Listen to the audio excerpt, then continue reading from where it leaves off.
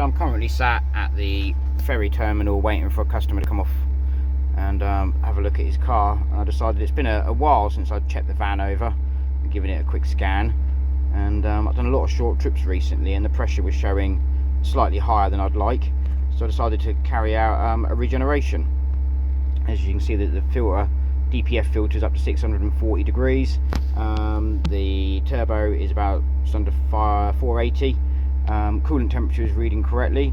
The reason for the video is I've got 3 vehicles to do this week which have been cleaned by a company in Southampton. They've been cleaned on the vehicle, yet a few days later the faults have come back. The reason for this is they're full of ash.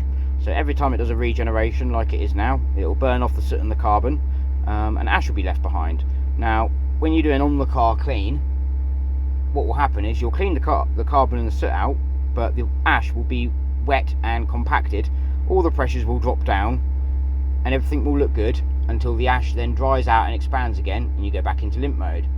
Now I know this out of my van had an ash clean several months ago, so I know that it's going to be carbon that's blocking it.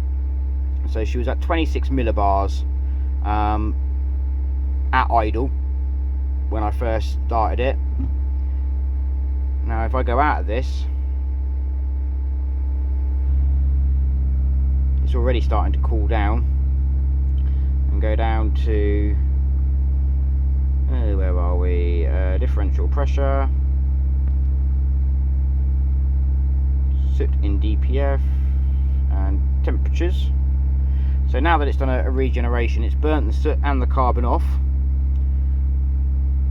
and all that's left is the ash. So it was at 26 at idle, and now the differential pressure at 2000 RPM is still dropping at 23. So the temperatures are all nicely dropping now, so she's happy. Let's turn her off and start her up, and she's dropped from 26 down to 9, so she's under 10, so she's happy. So this has confirmed that the fault and the blockage with the DPF was carbon, and there's no issue there.